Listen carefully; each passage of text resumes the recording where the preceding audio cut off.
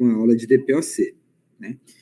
Então, a asma também é uma doença inflamatória crônica, da mesma forma que a DPOC, e essa inflamação crônica na asma, ela determina uma hiperresponsividade das vias aéreas inferiores, ou seja, as vias aéreas inferiores vão reagir mais facilmente quando estimuladas a antígenos.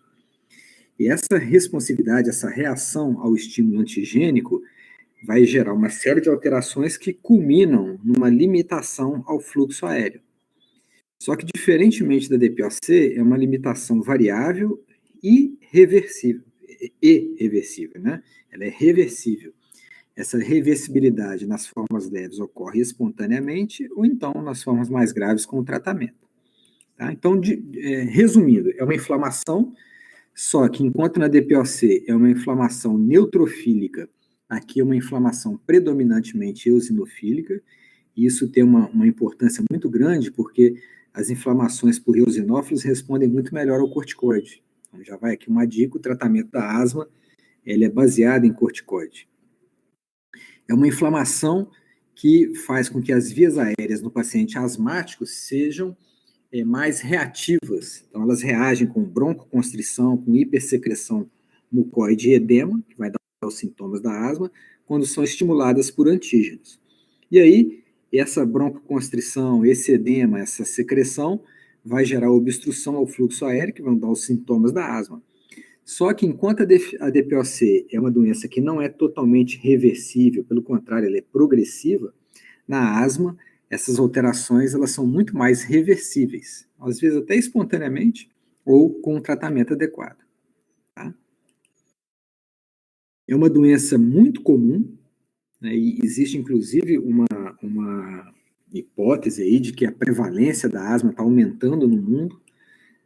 Isso talvez seja porque mais casos estejam sendo diagnosticados, hoje a gente faz mais diagnóstico, isso é uma possibilidade, ou então a gente realmente está tendo mudanças, né, ambientais, a maior urbanização da população, maior exposição à poluição, maior exposição a alimentos com conservantes, corantes. Então, essas mudanças ambientais, elas têm aumentado a prevalência de todas as doenças alérgicas. E aí a asma vai junto. E existe uma teoria, ela não é totalmente comprovada, mas ela faz sentido e há indícios indiretos de que ela ocorre, que é a chamada teoria da higiene. O que é isso?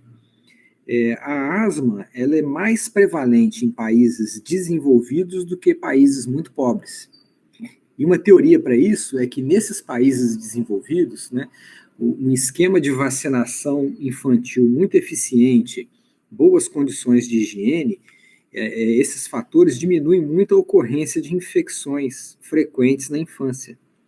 E aí você tem um sistema imunológico que, por não ter tanta ação contra a infecção, ele acaba se desviando, vamos dizer assim, não é a palavra científica, mas para a gente ter um entendimento, para o lado mais das doenças alérgicas. Né? Então você tem uma maior expressão imunológica para os quadros alérgicos em função de um menor estímulo de infecção. Tá? Essa é chamada teoria da higiene. No Brasil, a prevalência da asma, pelos inquéritos epidemiológicos, ela está estável. A questão da prevalência da asma, os estudos são muito variáveis, né?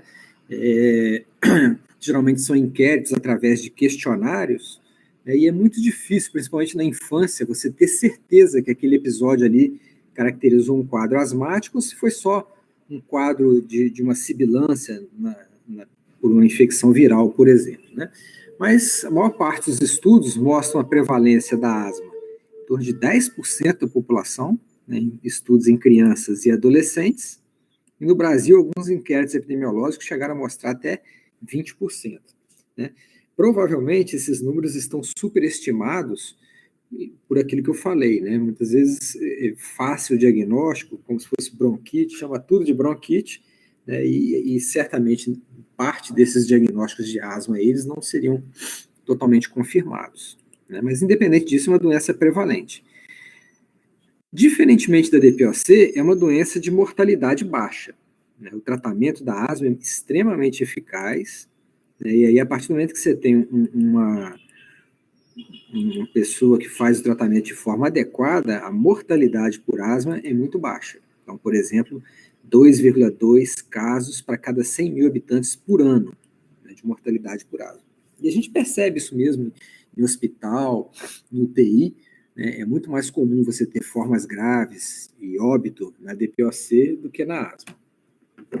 Agora, apesar de ter uma mortalidade baixa, é uma doença que tem um impacto na vida da pessoa muito grande. Então, crianças asmáticas têm um maior absenteísmo na escola, né? Adultos asmáticos têm maior absenteísmo no trabalho, é uma causa, como é uma doença muito prevalente, é uma causa frequente de atendimento no pronto-socorro e de internações. Né? Então, é uma doença que a gente precisa conhecer, precisa saber tratar, para tentar diminuir o impacto, né, na vida das pessoas e o próprio impacto socioeconômico na nossa população.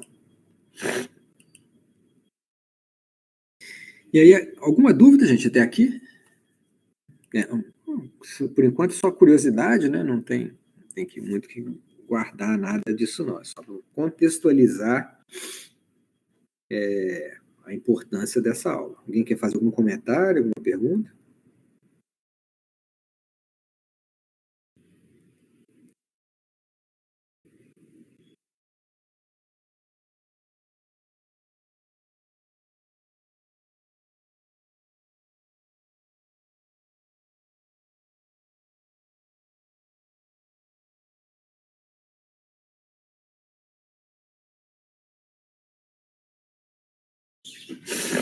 Então, vamos lá.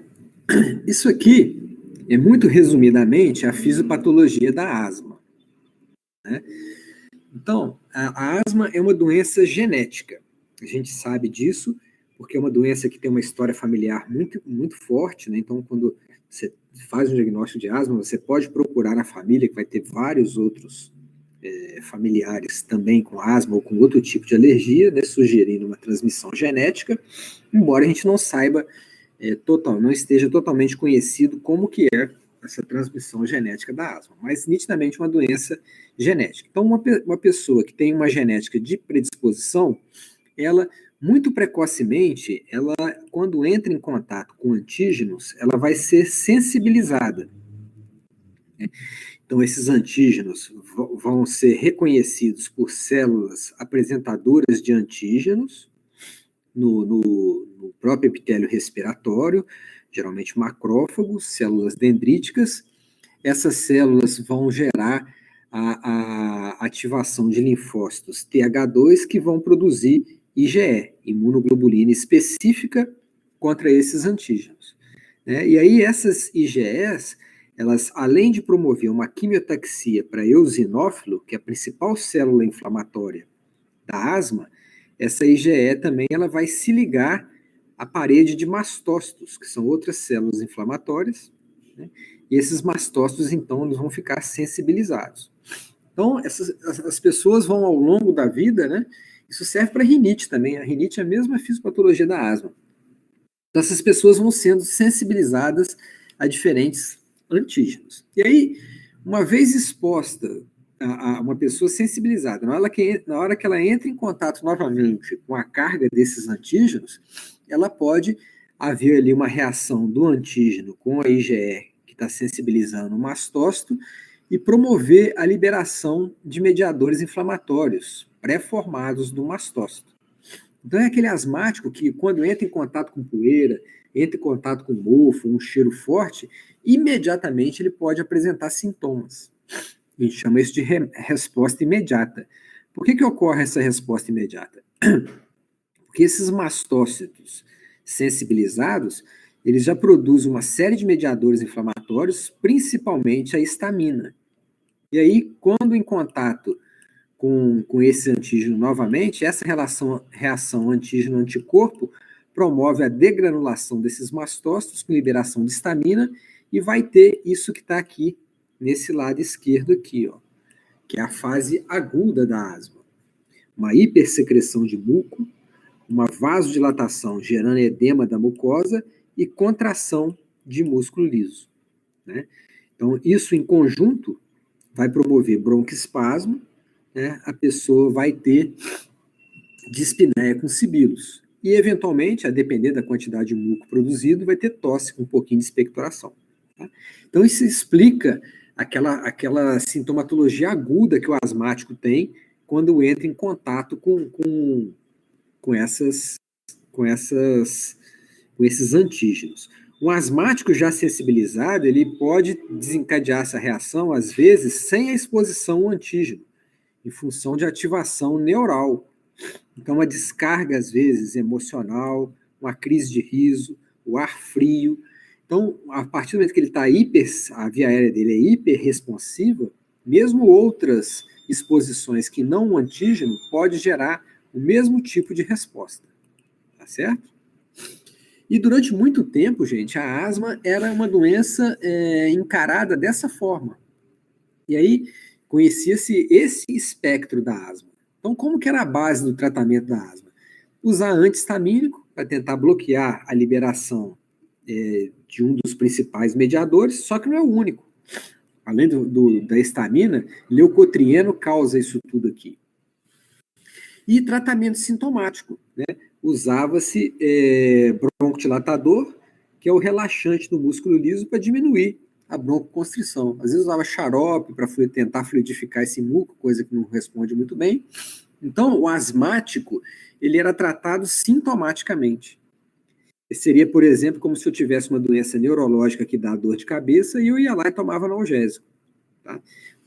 O antihistamínico e o broncodilatador, ele não interfere na inflamação presente aqui. Ele simplesmente tenta reverter a consequência da inflamação, que é a liberação de histamina e a broncoconstrição. Certo? Bom, acontece que, além dessa resposta imediata, existe uma resposta tardia que é tão importante ou até mais importante do que essa. E é mediada por eosinófilos. Então, o mesmo antígeno, a mesma reação antígeno-anticorpo que promove a degranulação do mastócito, promove uma resposta mais tardia, que gera uma inflamação crônica. Né? Então, essa inflamação crônica, ela começa a promover alteração na integridade do epitélio respiratório, expondo mais terminações nervosas, né, que vão dar aquele broncoespasmo, dão mais edema, hiperplasia e hipertrofia das células caliciformes e glândulas mucosas, ou seja, elas vão gerando uma inflamação crônica nessa via aérea aqui, e essa inflamação crônica, ela causa duas consequências. Ela tem duas consequências. A primeira delas, ela deixa toda essa via aérea mais expostas, fazendo que menores exposições sejam capazes de promover essa fase aguda. É aquilo que lá na definição falava hiperresponsividade. Essa inflamação crônica eosinofílica torna essa via aérea mais sensível. Então, as crises vão sendo cada vez mais frequentes, determinadas por estímulos cada vez mais leves e mais difíceis de serem tratadas, tá bom? E mais do que isso, aquela inflamação crônica começa a promover destruição do epitélio e revitalização, mas já eventualmente com algum grau de fibrose, deposição de tecido conjuntivo nessas pequenas vias aéreas, ou seja, isso vai gerando uma inflamação crônica que a gente chama de remodelamento brônquico, que vai trazendo distorções fixas nas vias aéreas que passam a ser não responsivas ao tratamento.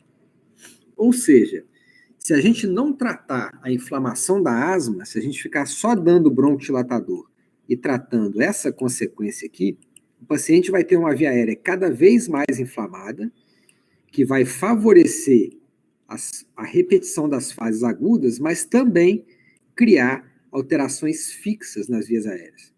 Então, eles passam a evoluir, se eu não tratar adequadamente, como se ele virasse uma DPOC. Aquilo que inicialmente era muito responsível, que melhorava, passa a ter uma responsividade mais difícil e, em fases avançadas, eu posso ter uma obstrução fixa, que passa a não mais responder ao broncodilatador, porque não é mais broncoespasmo, e sim remodelamento com diminuição da luz das vias aéreas. O que impede isso, gente, é o tratamento da inflamação. É eu tirar o foco só daqui, da consequência, e tratar essa inflamação aqui. E a base do tratamento dessa inflamação é o corticoide. Então, se a gente parar para pensar, a asma é uma doença inflamatória crônica, né? E a consequência dessa inflamação é deixar uma susceptibilidade a esses eventos aqui. Então, a base do tratamento da asma é o tratamento anti-inflamatório, com corticoide, para evitar que isso ocorra. Caso ocorra, eu trato também. Mas o objetivo do tratamento da asma é deixar o doente sem isso aqui, que é diferente da DPOC. Entendeu, gente?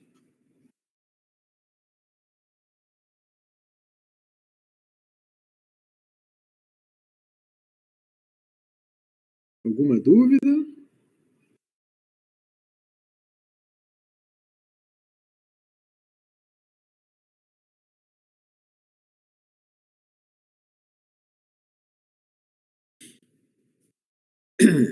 Professor, tá, pois não. Desculpe interromper a aula aí. É isso, é importante interromper. É porque uma das coisas que dizem bastante sobre pacientes asmáticos, que vê bastante em hemograma e leucograma, é que esses pacientes têm muita eosinofilia. Isso. Né? Mas esses eosinófilos, eles têm muita presença nesse processo alérgico do asmático? Como é que é? Ele é a célula mais importante. É a célula inflamatória mais importante na asma. Ele está em número aumentado no sangue e também ali no tecido das pequenas vias aéreas. É ele que mantém essa inflamação. E é ele que eu tenho que combater, né, para evitar que esse paciente evolua com esse remodelamento brônquico. Com certeza. Entendi. Ah, não, tudo bem. Ok. Eu achava que a eosinofilia era uma coisa meio que restrita a parasitose ou algo do tipo, sabe? Era um diagnóstico diferencial. Sim. Aí tem que tomar cuidado, viu, Bernardo? A gente vai ver isso no diagnóstico. Você não precisa da eosinofilia para pensar em asma, não. Inclusive, boa parte dos asmáticos você não detecta essa eosinofilia. E como a asma é uma doença intermitente, você pode pegar um doente fora desse contexto. Entendeu? Entendi. Muito obrigado, professor. Mas existe sim. Tá bom. Obrigado, viu? Tranquilo.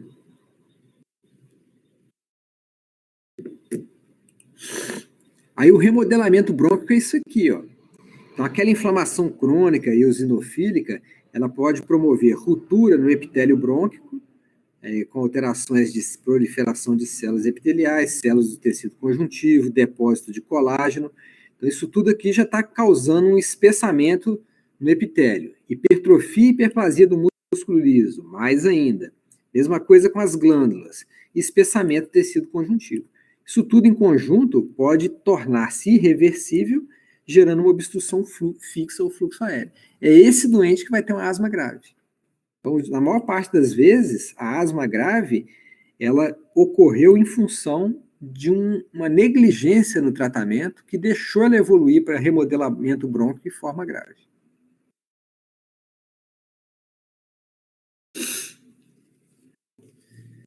Quadro clínico da asma. Os principais sintomas da asma são esses aqui, ó, dispneia, tosse e sibilância, né? Que é fácil de explicar por aquela fisiopatologia que eu mostrei para vocês, né? A dispneia em função do broncoespasmo, do edema das pequenas vias aéreas, a tosse por ter uma inflamação eosinofílica ali naquele epitélio, naquela mucosa, e também por uma maior quantidade de muco que é produzido ali. E como a dispneia é por obstrução das vias aéreas, geralmente ela se acompanha de sibilos. Algumas formas mais graves, o paciente pode sentir-se desconfortável.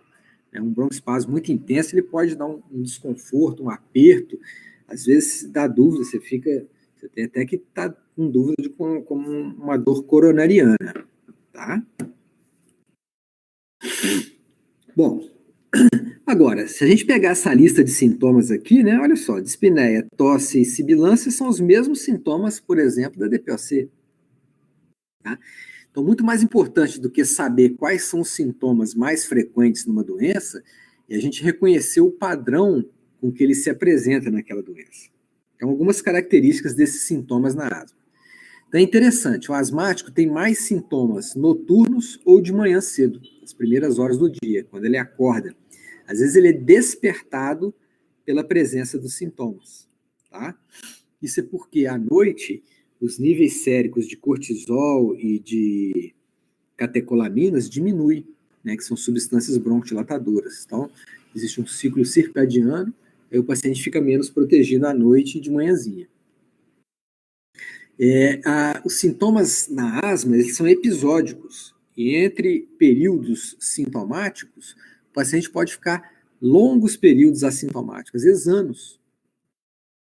É muito comum a pessoa ter asma na infância, na adolescência, chega na idade adulta, não tem mais, a asma melhora, né? Eventualmente ela volta depois de uma certa idade. E conforme eu falei, eles são intermitentes e podem melhorar, às vezes espontaneamente, mas principalmente com tratamento adequado, né? E a dispneia, o broncoespasmo na asma é altamente reversível com broncodilatador. Então, o fato do paciente melhorar o uso de broncodilatador inalatório fala a favor de asma, né? E o contrário, se o paciente conta uma quadro de dispneia, sibilância, que não está melhorando muito com medicação broncodilatadora, a gente deve questionar o diagnóstico de asma, visto que a asma melhora com essas medicações. E também, por ser uma doença de cunho alérgico, muitas vezes a gente consegue identificar gatilhos, né, fatores que pioram a asma. Então, a gente chama de fatores desencadeantes. E aí aqui tem uma lista dos principais. São a poeira doméstica, que a gente chama de aeroalérgenos, odores fortes, aqui também mofo, poeira e mofo, infecções respiratórias. Então, os sintomas de asma, às vezes, eles são mais frequentes no inverno, porque são períodos de maior circulação de vírus, né? Você tem mais infecção de vias aéreas, desencadeando crises de asma. E também porque o ar frio pode gerar aquele broncoespasmo. Alguns medicamentos podem dar broncoespasmo, os mais comuns, aspirina, outros anti-inflamatórios e beta-bloqueador. Então, sempre na história desses pacientes, procurar fazer uma história medicamentosa muito bem cuidadosa, né, e a presença dessas medicações, ela pode dificultar o tratamento, dificultar a melhora da asma com a medicação. Oi, Gabriel. Sim, claro que na exacerbação a tosse vai aumentar, mas a tosse, às vezes, é o único sintoma da asma. Mesmo ele sem dispneia, a tosse é uma apresentação clínica, às vezes, da asma, mesmo fora da crise. Claro que, durante a crise, a intensidade dessa tosse vai aumentar muito. Poluição, fatores emocionais, riso, ar frio, atividade física, tudo pode também desencadear sintomas de asma. Tá? Aqui o exercício é justamente porque durante a atividade física a gente aumenta a nossa ventilação. E aí as nossas vias aéreas não dão conta de aquecer e umidificar o ar, e aí a gente acaba podendo desencadear.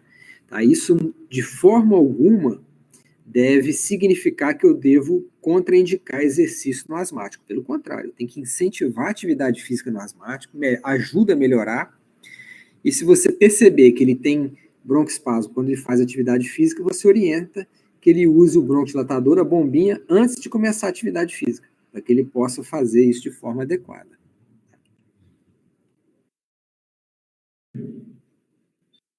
Uma outra característica que ajuda bastante como é que fala? Em construir a hipótese diagnóstica de asma é a idade de aparecimento. Então, embora a asma possa iniciar em qualquer idade, não posso ter um indivíduo que nunca teve asma, nunca teve sintoma de asma, e começa a ter depois de 60 anos, é possível, mas não é o padrão. A maior parte dos asmáticos tem os primeiros sintomas na idade pré-escolar, antes dos 6 anos de idade. Então, esse aqui é o padrão. Da mesma forma, é muito comum a melhora na idade adulta. Então, é aquela criança asmática que, entre aspas, cura-se da asma durante ali a adolescência ou ali depois dos 18, 20 anos. Muito comum esse comportamento. E desses que melhoram, alguns, nem todos, vão voltar a ter sintomas de asma depois de 40, 50 anos. Tá? Então, por exemplo, se vocês atenderem um paciente com 40, 50 anos, com quadro de dispneia, alguma coisa que te faça pensar em asma, lá na história patológica, se você já teve algum problema de saúde, vale procurar mais atentamente se ele não teve sintomas de asma na infância. E às vezes não fala asma, né? As mães gostam de usar o termo de bronquite, então dá uma diminuída na importância da doença, falando, não, meu filho não tem asma não, ele tem bronquite. Provavelmente aquilo era asma mesmo, né? Então você tem que voltar na HPP lá atrás, né? E aí o fato de ter tido asma na infância é um dado relevante para eu pensar em asma no indivíduo que volta a ter sintomas depois dos 40, 50 anos. Tá bom? Outros dados importantes da história são HPP e história familiar. Então, já falei esse comportamento na infância, mas não só de asma. Né? Sendo uma doença alérgica, é muito comum a ocorrência de outras atopias, principalmente rinite. Certo? Em torno de 90% dos asmáticos têm rinite também. Então, às vezes, ele na infância ele não teve asma, mas ele teve rinite. Isso, do ponto de vista de reforçar a hipótese diagnóstica de asma, tem o mesmo valor. E é interessante, porque o tratamento adequado da rinite é fundamental para eu conseguir controlar a asma do paciente. É como se fosse a mesma doença, uma com expressão mais no epitélio e mucosa nasal, e a outra com expressão mais intensa nas pequenas vias aéreas. Mas é a mesma fisiopatologia, os mesmos gatilhos, e o tratamento vai ser igual. É só a forma de ofertar o corticoide que vai ser diferente, mas nos dois casos eu vou tratar com corticoide tópico. A urticária já é mais rara, a correlação com urticária já é menor. E raramente você vai ter um asmático isolado na família. Né? Então, como é uma doença genética, também ajuda a construir minha hipótese diagnóstica, eu tirar uma história familiar e perceber que outros familiares de primeiro, segundo grau são asmáticos. Tá? Então é assim que esses são os dados, né, de história que eu devo buscar para aumentar a minha hipótese diagnóstica, né, a minha suspeição diagnóstica de asma. Aí daí eu vou para o exame físico. No exame físico eu tenho que lembrar que a asma é uma doença intermitente. Então, se eu pegar um indivíduo fora da crise ou com sintomas muito leves, o exame físico vai ser completamente normal. Tá? Então, cuidado com isso aqui. Eu posso ter um exame físico completamente normal se o indivíduo não tiver descompensado da asma. Agora, quando eu tenho alterações no exame físico, geralmente são alterações decorrentes da obstrução ao fluxo aéreo. Raramente, somente em formas muito graves, que são exceções, e principalmente no indivíduo que não tratou adequadamente, ou nas crises, é que eu vou ter sinais de hiperinsuflação. Então, na DPOC, hiperinsuflação já é um sinal tardio no exame físico, na asma é mais difícil ainda de eu encontrar. Tá? Então, a maior parte dos pacientes com asma tem um exame físico normal ou com sinais de obstrução ao fluxo aéreo. Quais são os sinais de obstrução ao fluxo aéreo no exame físico, gente? Recordando aí, quem gostaria de falar?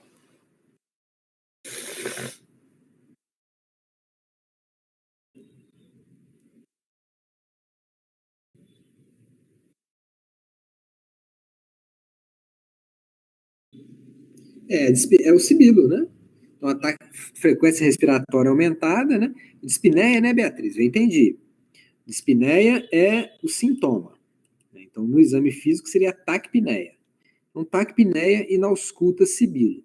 O estridor, Bernardo, é o diagnóstico diferencial do sibilo. O estridor não é asma, não é sinal de asma. O estridor é um ruído mais audível, ele é mais cervical e é de obstrução de vias aéreas mais altas, laringe e traqueia. Né?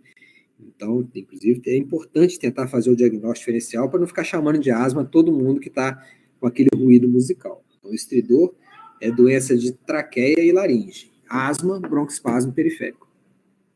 Sibilos, broncoespasmo.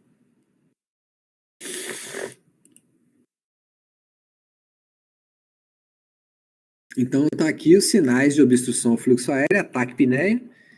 Muitas vezes o paciente tem mais dificuldade para expirar. Sibilos, pacientes que têm obstrução muito forte, então ele faz muito esforço, ele tem que contrair musculatura acessória, então ele pode ter tiragens também. E em obstruções muito intensas, o paciente está com broncoespasmo tão intenso que a quantidade de ar que entra e sai é menor, é reduzida, ele está hipoventilando. Aí ausculta o murmúrio vesicular fica diminuído, é o que a gente chama de silêncio respiratório. Mas sem dúvida nenhuma, de todos esses dados, o mais comum e o mais sugestivo de broncoespasmo é a presença de sibilos.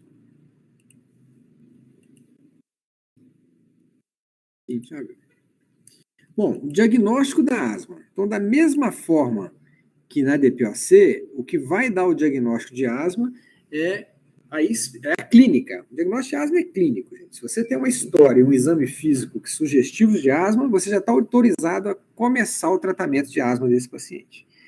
Agora, uma possibilidade de ajudar a confirmar o diagnóstico é a espirometria, que a gente discutiu lá na aula de DPOC e ela volta aqui, né? Então, o que eu vou fazer na espirometria? O paciente enche o peito de ar, o máximo, e sopra o mais rapidamente possível. Então, esse valor total aqui é a capacidade vital forçada, CVF, né? E a quantidade de ar que ele solta em 1 segundo é o que eu chamo de VF1. Então, ele solta boa parte no primeiro segundo e depois solta lentamente, né? Então, o que sai aqui no primeiro segundo, por exemplo, essa quantidade aqui é o VF1. E aí a gente viu lá na aula de DPOC que em condições normais o indivíduo solta pelo menos 70% do VF1 no primeiro segundo, né? Quando ele tem um distúrbio obstrutivo, o que ele vai fazer? O que sai no primeiro segundo, como ele está obstruído, é menor. Então ele tem um VF1 reduzido e a quantidade do VF1 em relação ao CVF também é menor. Na maioria das vezes, ele tem obstrução, mas consegue soprar todo o ar, então a CVF é normal. Em formas muito graves, a CVF pode estar reduzida. Aquele doente que está hiperinsuflado, ele não consegue soltar tudo. Mas mesmo quando a CVF está reduzida, a redução do VF1 é proporcionalmente maior. Então, quando eu faço relação VF1-CVF, vai estar reduzida. Vocês entendem esse distúrbio obstrutivo aqui na espirometria, gente? Beatriz, é bem provável que a relação VF1-CVF tenha sido reduzida também. Ou então, na hora que você soprou, você parou de soprar no meio do caminho, não soprou toda a CVF. Aí, na hora que se você não soprar toda a CVF, na hora que você jogar aqui na fração, ó, a relação não fica reduzida. Mas, geralmente, né, o esperado é você ter o VF1 reduzido e a CVF normal. Então, quando você faz a relação VF1-CVF é reduzida. O que você não entendeu, Beatriz?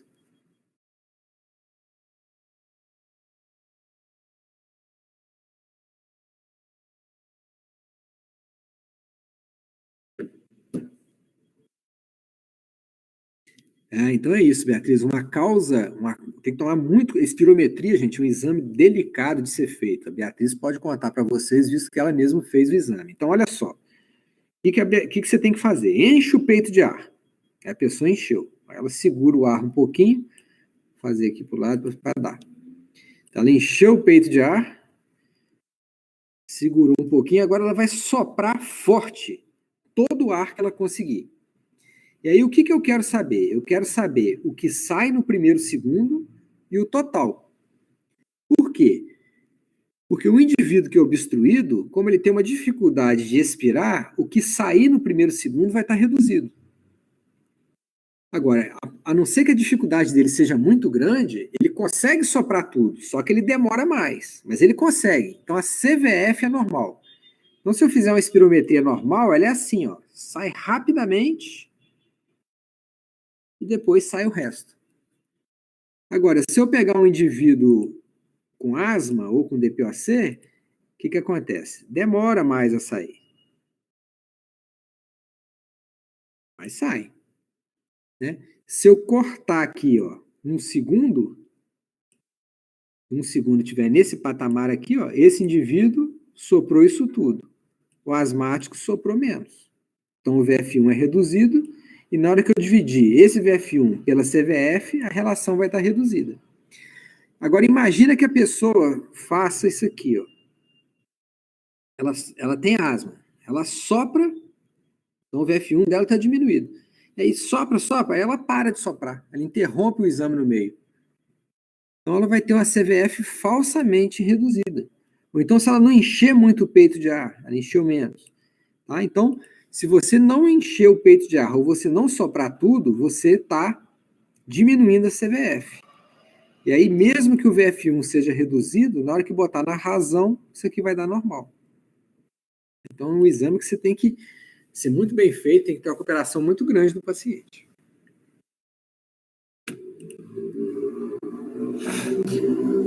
Aqui a gente não decora isso, né? Mas é uma classificação da obstrução, se é leve, moderada ou grave, de acordo com o VF1. Então, até 70% do que era previsto para a idade e a altura dele ainda considera normal. Entre 60 e 70, ele tem um distúrbio leve. Entre 40 e 60, vamos dizer assim, moderado, menor que 40, grave. E toda vez que eu tenho distúrbio obstrutivo, eu devo fazer a prova bronquidilatadora. Ou seja, eu faço um bronquidilatador e repito a espirometria 20 minutos depois. E aí o asmático geralmente tem essa prova bronquidilatadora positiva. Ou seja, se eu pegar o VF1 dele depois do bronquidilatador, em relação ao pré, ele aumenta mais de 12%. Né? E em valores absolutos, mais de 200 ml. Então, essa prova bronquidilatadora aqui, ela sugere asma. O doente que em 20 minutos não tem uma resposta dessa magnitude, eu falo que ele tem uma prova bronquidilatadora negativa, o que fala mais a favor de DPOC do que de asma. Não são informações absolutas. Aquele asmático lá com remodelamento, por exemplo, aquele que não tratou adequadamente e evoluiu com aquelas alterações fixas nas vias aéreas, eles podem ter uma prova bronquidilatadora negativa e ser asma. E um DPOC, às vezes, ele está com muito broncoespasmo, ele não está compensado, eu faço a expiro dele e a prova vem positiva.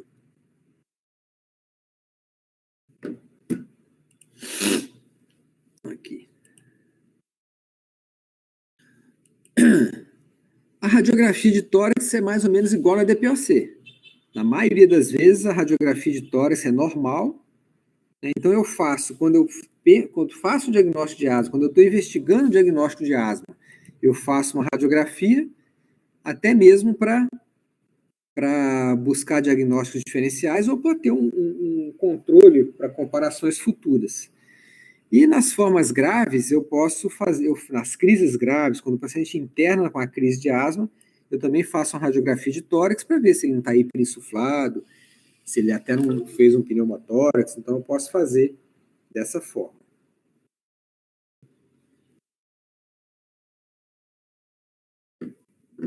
Outros exames complementares. Aqui vem a eosinofilia, conforme eu falei lá atrás, na aula. Não é garantia de asma. Vários asmáticos não têm eosinofilia. E eu tenho outras condições que podem ter eosinofilia que não há asma. Como o nosso colega aí falou, a parasitose dá muito mais eosinofilia do que a asma. Níveis elevados de IgE também podem auxiliar no diagnóstico de asma. Teste alérgico extremamente controverso, visto que é uma condição intermitente, então nada impede do doente fazer um teste hoje positivo e mais para frente esse teste vir negativo. E não é isso que vai definir se ele tem ou não asma. Tá? E em pesquisas, às vezes a gente, além da eosinofilia, buscar o eosinófilo no sangue, você pode avaliar se o indivíduo tem eosinófilo no escarro como um marcador da inflamação da asma. Tá? Na maior parte das vezes a gente não lança mão desses exames complementares na condução do asmático. Tá? O asma é um diagnóstico clínico e espirométrico no máximo, e faz um raio-x para descartar outras condições. O principal diagnóstico diferencial, sem dúvida, a DPOC, e os mesmos diagnósticos diferenciais da DPOC, eles voltam aqui. E aí, pegando aqui o que o Bernardo tinha falado, ó, tomar muito cuidado com o estridor. Então, obstrução de vias aéreas superiores, obstruções brônquicas localizadas, elas não dão sibilos. Mas às vezes eu confundo o sibilo com o estridor, porque o estridor também é aquele som agudo, musical, né? Só que o estridor ele é mais audível na região cervical, e o sibilo mais audível quando você coloca o esteto da superfície torácica sobre os pulmões. Né? Mas confunde, às vezes é super difícil de separar uma coisa da outra. Quer ver um exemplo? Ainda mais agora que nós estamos com essa epidemia de Covid, vários pacientes na UTI em ventilação mecânica, às vezes o paciente fica entubado muitos dias, semanas, e aí eles podem, aquela cânula traqueal pode levar à lesão da traqueia. E aí depois que ele é estubado, tira o tubo, aquela lesão traqueal, uma úlcera, ela cicatriza. E essa cicatrização pode levar à obstrução da traqueia, obstruções importantes. E aí o paciente vai ter dispneia com estridor. Então, se algum dia chegar em pronto-socorro, o paciente com dispneia e chiando, com a história de que ele teve uma internação recente na UTI, em que ele ficou entubado, cuidado, isso não deve ser asma, deve ser estenose de traqueia em função dessa lesão pela cânula traqueal. Já peguei pacientes assim, às vezes o paciente chega até com xingoide, tanto receber corticoide em pronto-socorro, e não tem asma.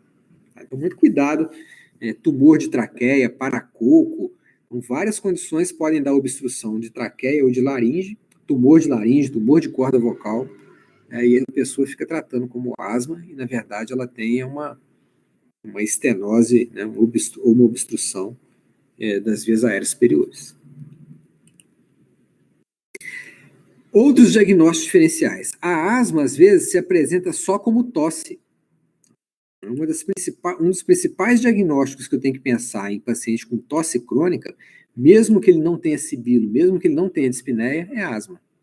E aí, as outras condições que dão tosse crônica, sinusite, por queda, a gente chama de gotejamento pós-nasal, né? O paciente com sinusite, ele tem a secreção ali nos seios da face e aquilo ele aspira e dá tosse, refluxo gastroesofágico e alguns medicamentos, principalmente IECA. Então, o paciente com tosse crônica, asma e mais essas três condições são os principais diagnósticos diferenciais. Alguma dúvida, gente? Bom, então a gente fica por aqui e na semana que vem a gente vai fazer o tratamento da asma, né? A gente encerra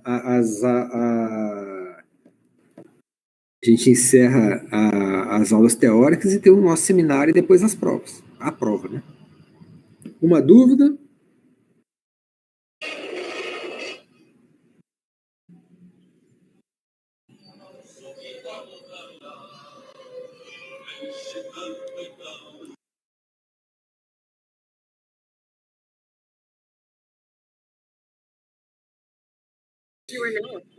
Então tá bom, gente. Até semana que vem.